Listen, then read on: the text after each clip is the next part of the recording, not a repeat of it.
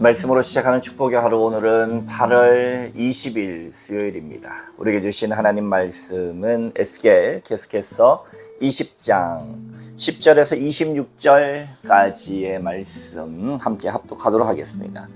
그러므로 내가 그들을 애굽 땅에서 나와서 광야에 이르게 하고 사람이 준행하면 그로 말미암아 삶을 얻을 내 율례를 주며 내 규례를 알게 하였고, 또 내가 그들을 거룩하게 하는 여호와인 줄 알게 하려고 내 안식일을 주어 그들과 나 사이에 표징을 삼았노라. 그러나 이스라엘 족속이 광야에서 내게 반역하여 사람이 준행하면 그로 말미암아 삶을 얻을 나의 율례를 준행하지 아니하며 나의 규례를 멸시하였고 나의 안식일을 크게 더럽혔으므로 내가 이르기를 내가 내 분노를 광야에서 그들에게 쏟아 멸하리라 하였으나 내가 내 이름을 위하여 달리 행하였으나니 내가 그들을 인도하여 내는 것을 본 나라들 앞에서 내 이름을 더럽히지 아니하려 하였음이로라. 또 내가 내 손을 들어 광야에서 그들에게 맹세하기를 내가 그들에게 허락한 땅 곧 젖과 꿀이 흐르는 땅이요 모든 땅 중에 아름다운 곳으로 그들을 인도하여 드리지 아니하리라 한 것은 그들이 마음으로 우상을 따라 나의 규례를 업신여기며 나의 규례를 행하지 아니하며 나의 안식일을 더럽혔습니다. 그러나 내가 그들을 아껴서 광야에서 멸하여 아주 없이 하지 아니하였노라. 내가 광야에서 그들의 자손에게 이르기를 너희 조상들의 율례를 따르지 말며 그 규례를 지키지 말며 그 우상들로 말미암아 스스로 더럽히지 말라. 나는 여호와 너희 하나님이라. 너희는 나의 율례를 따르며 나의 규례를 지켜 행하고 또 나의 안식일을 거룩하게 할지어다. 이것이 나와 너희 사이의 표징이 되어 내가 여호와 너희 하나님인 줄을 너희가 알게 하리라 하였노라. 그러나 그들의 자손이 내게 반역하여 사람이 지켜 행하면 그로 말미암아 삶을 얻을 나의 율례를 따르지 아니하며 나의 규례를 지켜 행하지 아니하였고 나의 안식일을 더럽힌지라. 이에 내가 이르기를 내가 광야에서 그들에게 내 분노를 쏟으며 그들에게 내 진노를 이루리라 하였으나 내가 내 이름을 위하여 내 손을 막아 달리 행하였나니 내가 그들을 인도하여 내는 것을 본 여러 나라 앞에서 내 이름을 더럽히지 아니하려 하였습니다.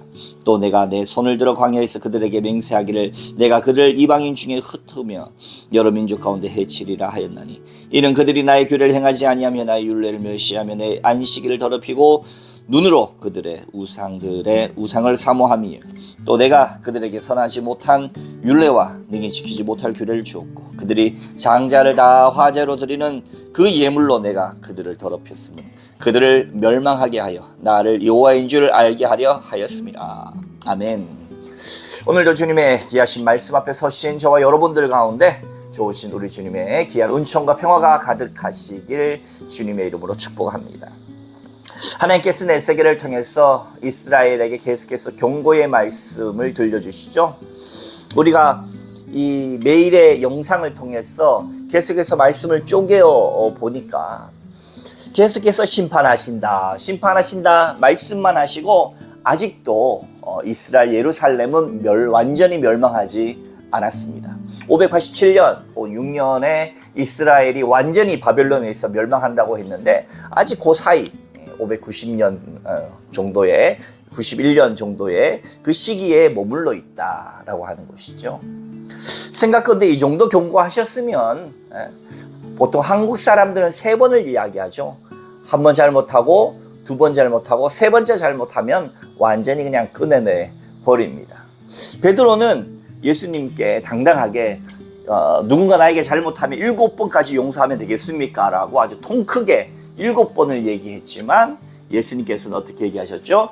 70번씩 7번, 77이 49, 490번 한마디로 계속 용서하라 라고 하는 말씀으로 그게 7번을 무색하게 했습니다. 그래서일까요? 하나님께서는 수천 번도 더 경고하시는 것 같습니다. 그러나 이스라엘은 여전히 돌이키지 않는 모습을 보면서 하나님은 얼마나 답답하실까라는 생각도 들고 또 한편으로 죄악이라고 하는 것, 정말로 하나님을 떠난 삶의 방식이라고 하는 것이 얼마나 강력한가, 죄의 인력, 죄가 끌어다니는 힘, 죄의 매력, 이것이 얼마나 강한가라고 하는 것을 우리에게 알려줍니다. 우린 과거의 역사를 보면서 이런 생각을 할 것입니다. 그 우상 그냥 안 섬기면 안 되나? 그러한 것들 하나님 미워하시는 우리 안 해버리면 안 되나? 그런데 그 당시에 그러한 시대적 삶의 풍조, 이 세대를 본받지 말고 로마서 12장에서 말씀하셨는데 그 세대를 본받지 않고 살아간다라고 하는 것이 힘듭니다. 오늘날로 환원해서 말씀드리겠습니다. 여전히 지금 말씀 가운데에서는 어제와 똑같이 애굽에서 종살이하며 평생 죽을 수밖에 없는 그들을 구원해내셨고, 죽을 수밖에 없는, 종으로 죽을 수밖에 없는 일들을 자유인으로 만드셨죠. 시내사에서 언약을 맺으심으로 하나님의 거룩한 백성 만드셨고, 가나안 땅으로 들어가서 하나님이 젖과 꿀이 흐르는 민족, 거룩한 국가를 만들어 주셨는데 그 은혜는 온데간데 없고 광야에서도 반역하고 새 땅에서도 반역했던 그들의 모습들을 오늘 특별히 보여줍니다. 그들이 반역했다, 우상 숭배했다, 잘 와닿지 않죠. 그거 안 하면 안 되나. 오늘날로 환원해서 이야기하면 그것이야말로 오늘 이 시대의 풍조입니다. 여러분, 우리가 1960년대, 지금 몇 년도입니까? 지금은 2025년이죠. 60년대, 70년, 80년, 90년, 2000년, 2010년, 2020년, 70년 전, 70년 전, 6.25 전쟁이 53년 7.27 평화협정을 통해서, 휴전협정을 통해서 끝난 다음에 60년대는 전쟁 이후에 폐허가 된 한국의 이 온갖 나라들로부터 원조를 받아야만 살아갈 수 있는 나라가 됐죠. 그런데 우리 대한민국도 새마을운동인이 산업화를 시작해서 먹고 살아보자, 잘 먹고 잘 살아보자, 우리도 한번 잘 먹고 잘 살아보자 라고 하는 풍조 속에서 최선을 다해서 경제발전, 그리고 80년대 민주화까지도 최선을 다해서 달려왔습니다. 그래서 온 세계의 한강의 기적이라고 하는 것을 우리가 전 세계가 놀라게 할 만큼 보여줬지요. 전쟁을 경험한 이 나라가 과거에는 남한은 북한보다도 못 살았고 80년대 초반까지만 해도 필리핀보다도 못 살았던 이 대한민국이 무슨 지금 세계 10대 강국이라고 하나요? 경제 강국. 그만큼 피부에 잘 와닿지는 않지만 아무튼 굉장히 잘 살게 된 것은 사실입니다. 그런데 그 잘 살게 된 이면에 빛이 있다면 어둠이 있죠. OECD 국가 중에 요즘 통계도 그런지 모릅니다만은 자살률 세계 1위의 5명은 굉장히 오랫동안 가져갔죠. OECD 국가 중에 국가 형평성, 그러니까 이 균등한 기회를 주고 그리고 어렵고 힘든 자들을 위한 사회복지적 체계가 가장 낮은 축에 속하는 나라다. 발전과 경쟁과 그리고 어떤 이 잘 먹고 잘 살아야 되겠다는 목표 앞에 그 어떤 것들도 다 사라져버립니다. 그것이야말로 우상입니다. 우리가 잘 먹고 잘 사는 것은 굉장히 감사한 일이고 그러한 일을 이루기 위해서 우리들의 선조가 그리고 우리들의 어머니, 아버지, 할아버지, 할머니가 고생하시고 애쓰신 것을 기억할 때 정말 눈물 나는 이야기가 얼마나 많습니까?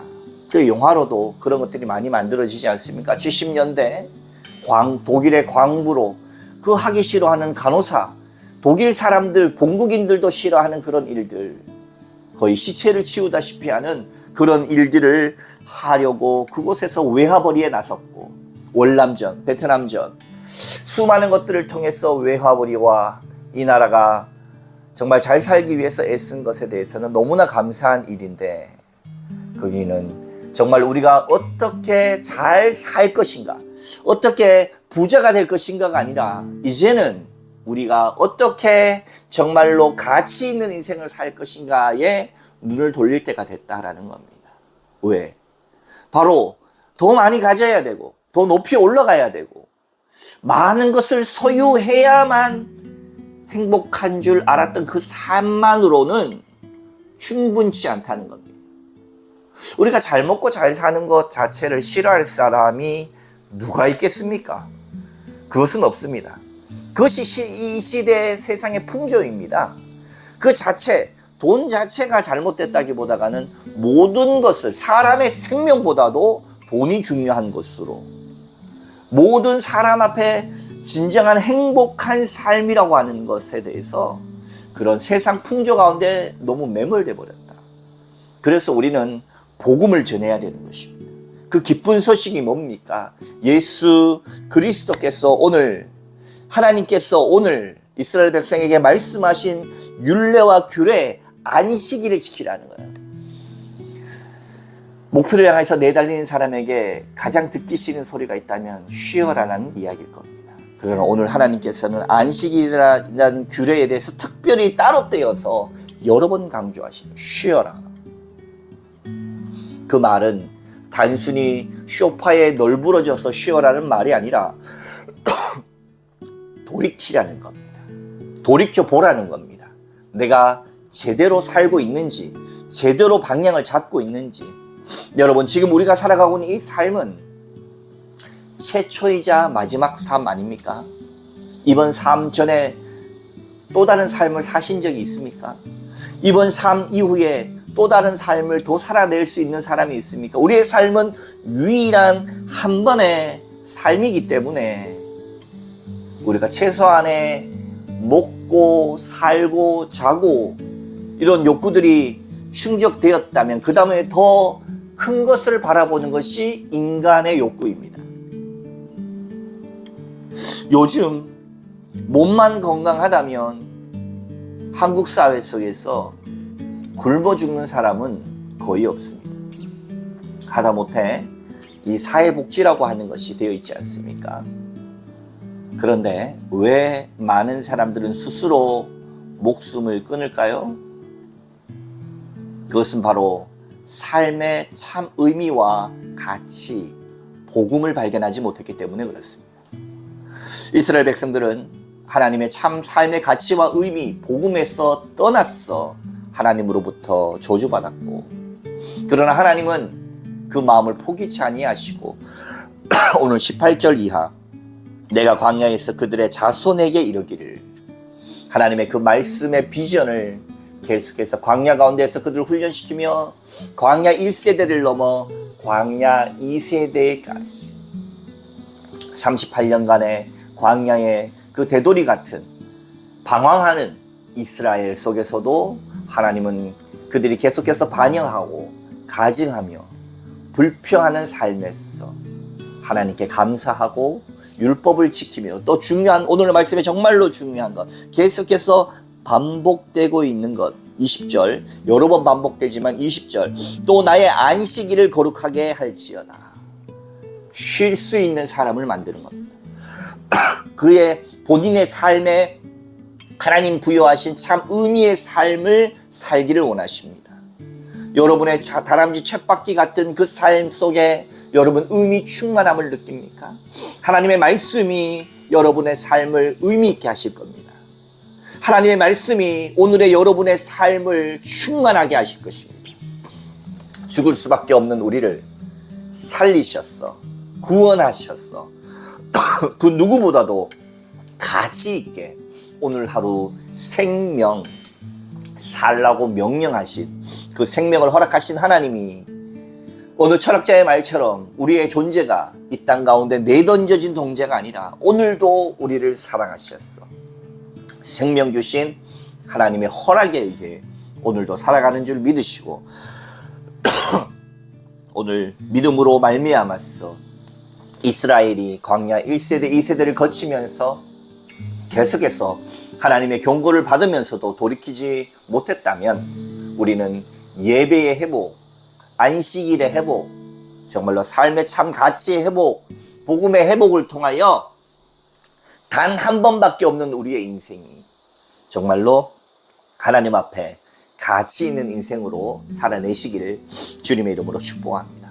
이를 위해서 계속해서 말씀드리지만 난산교회는 해피하우스, 이 게스트하우스를 만들어서 도시민들에게 5도 2촌을 선물할 것입니다. 아마 머지않아 9월 안에 완공될 것입니다.